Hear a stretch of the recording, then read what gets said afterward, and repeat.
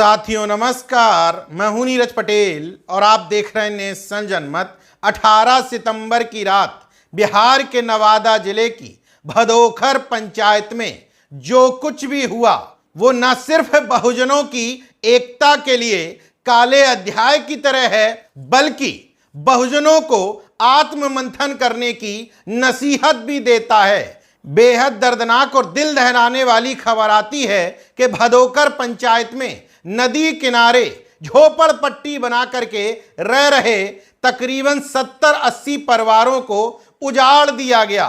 घर का सामान तोड़फोड़ करके सभी झोपड़ियों में आग लगा दी गई। मतलब एक पूरी महादलित बस्ती को जला दिया गया। दर्शकों की जानकारी के लिए बता दूं कि बिहार में पिछड़े और अति पिछड़े, दलित और महादलित कैटेगरियों में विभक्त हैं। इस लिहाज से देखा जाए तो मैंने आत्ममंथन की बात इसलिए की क्योंकि ये विवाद सीधे सीधे दलित बनाम महादलित का दिखाई दे रहा है।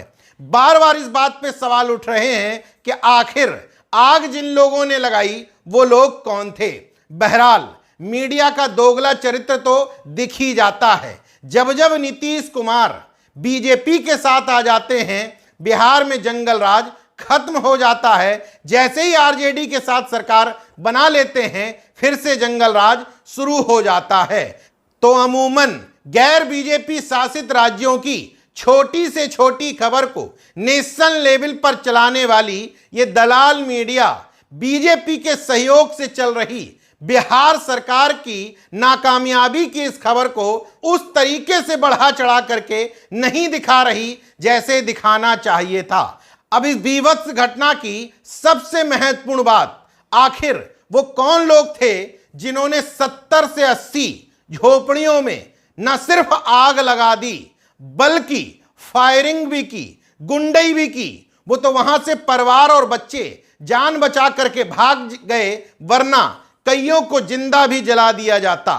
अब इस घटना के आरोपियों को लेकर के सोशल मीडिया में अलग अलग तरीके से अपने लाभ के हिसाब से लोग लिख रहे हैं। कोई कह रहा है देखो सुप्रीम कोर्ट ने इसलिए वर्गीकरण की बात की थी क्योंकि संपन्न दलित तबका महादलित तबके के साथ अन्याय कर रहा है। कोई एक यादव का नाम इस घटना में दिखा करके बताने की कोशिश कर रहा है कि पिछड़े वर्ग के लोगों ने इस वारदात को अंजाम दिया। कुछ लोग दबंग की जाति छुपाने पर सवर्ण आरोपी होने का आरोप लगा रहे हैं। इसलिए नेशन जनमत को लगा इस पूरे घटनाक्रम में यह बताना जरूरी है कि किसके खिलाफ घटना हुई और किन लोगों ने घटनाक्रम को अंजाम दिया। जिन महादलित परिवारों के घर उजाड़ दिए गए उनमें से ज्यादातर परिवार माझी यानी कि महादलित में आने वाली मुसहर बिरादरी के थे और जिन लोगों ने हमला किया उनमें ज्यादातर लोग बिहार की दलित सूची में आने वाले पासवान बिरादरी के थे। पीड़ित परिवार की तरफ से 23 साल के जिस व्यास मुनि ने एफआईआर लिखवाई, उसने एफआईआर में 28 लोगों को नामजद किया, जिनमें से तकरीबन 15 लोगों की गिरफ्तारी भी हो गई है। एफआईआर में जिन 28 लोगों के नाम हैं उनमें से 17 पासवान समाज के हैं, 8 चौहान समाज के हैं, 2 जमेदार समाज के हैं और 1 यादव समाज का है। अब आप खुद सोच लीजिए कि मैंने आत्ममंथन की बात क्यों की थी। नेशन जनमत बार बार इस बात पर जोर देता है कि मंचों पर किसी और को गाली देने से ज्यादा जरूरी है कि अपने समाजों के अंदर जागरूकता पैदा की जाए। निश्चित तौर पर जिन समाजों के बीच में झगड़ा था उनमें 1% लोग भी अंबेडकरवादी नहीं रहे होंगे। मतलब अंबेडकरवादी विचारधारा को जानते समझते नहीं होंगे, वरना इस तरह के घटनाक्रम को अंजाम दिया ही नहीं जाता। अब महत्वपूर्ण बात है कि घटना हुई क्यों।